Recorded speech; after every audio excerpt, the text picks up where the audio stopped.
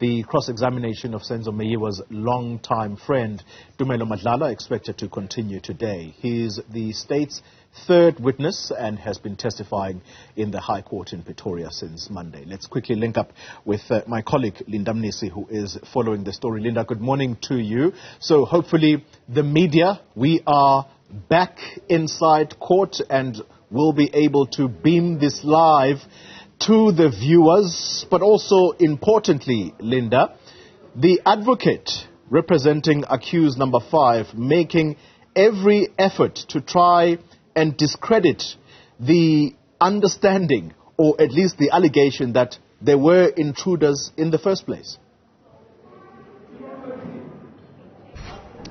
Indeed, Oli, to answer your first question, indeed, this morning we're expected to return back to the court and start those proceedings later after discussions will be had in the chambers with the judge. But in terms of, the line of questioning that we've been seeing, particularly for the lawyer for accused number 5, Advocate Mshololo, where she is right now is inside the house, and the moments really leading up to that fatal shooting.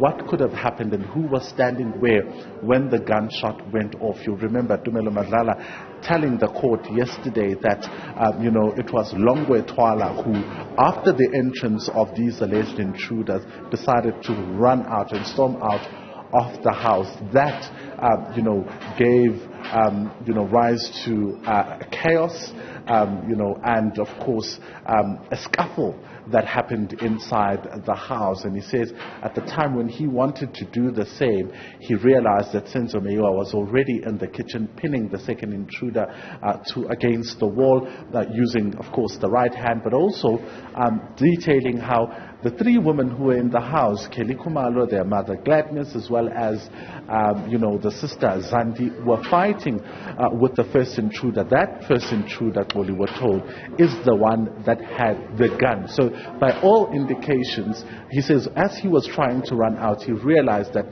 Senzo had pinned the second intruder against the wall. And that's when he went and threw in a punch. Ultimately, after that, in fact, that's when the gunshot went off. So according to Tumelo's version, when all of this was happening, it happened behind Senzo Meyiwa, behind where they had been stationed, because the gunshot and the person that had the gun was standing, with Kelly Kumalo, their mother, as well as Zandi, and they were fighting, having a scuffle, and he details how they were assaulting that intruder with his walking stick. So he was then asked about whether or not he knows who pulled the trigger, given, of course, that this was happening in an open plan house.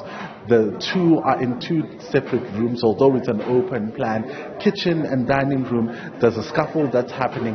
Did you see who exactly pulled the trigger? And he says he did not see who pulled the trigger. And Advocate Mshololo taking it further, asking whether or not he would rule out the possibilities of anyone, really, given the fact that there were now 4 people where the gun was, right? The intruder, Kelly Kumalo, their mother, as well as Zandi. Would he rule out that anyone else could have fired the shot? And he says, well, he only assumes that the person who fired the shot was the intruder, because he didn't see this person, and because the last time he saw the intruder, it was the intruder who had the gun, but cannot for certain tell the court that it is this person who fired the shot.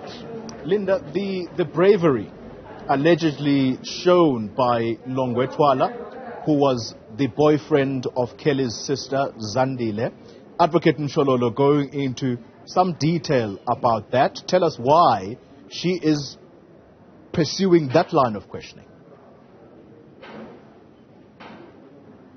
Well, she's pursuing that line of questioning because you'll remember the defense is trying to refute and dispute, and is disputing the fact that there were intruders inside of that house. Now, the main question that came out of Advocate Mshololo was how possible was it for the intruder to have left Longwe Twala to just storm out of the house like that?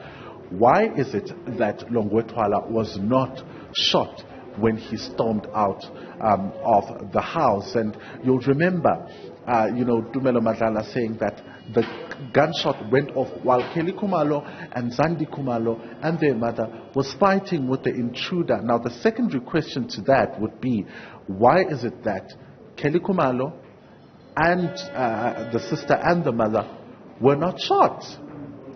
So he says he wouldn't be able to answer those questions as he was stationed at a different place. So the defense here, it seems, is trying to discredit the idea around an intruder having been in the house, because how is it that there were two intruders inside the house, and what led to the scuffle and the chaos that broke out into the house was Longe's movement and the fact that he is the one that got up and ran out of the house. So all of these people were in the house. The scuffle and the chaos was going on. But the person who was shot was Senzo Meyiwa, who was pinning someone who was not as armed as the alleged intruder who was wielding the firearm. So there's a lot of questions around the possibilities surrounding Tumelo's version of events, and that is why she's pursuing that story. Because if you go further down as far as the charge sheet, it tells you that